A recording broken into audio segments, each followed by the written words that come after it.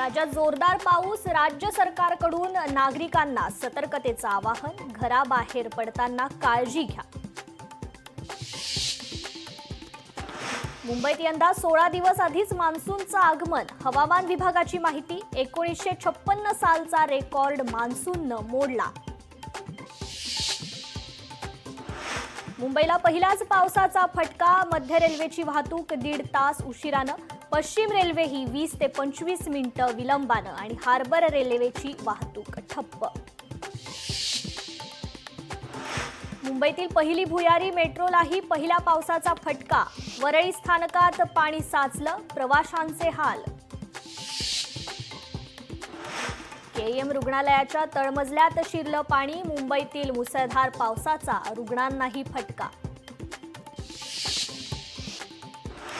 उरणला चक्रीवादळाचा तडाखा, कळमसुरे गावातील 50 घरांचं नुकसान, जीवितहानी नाही.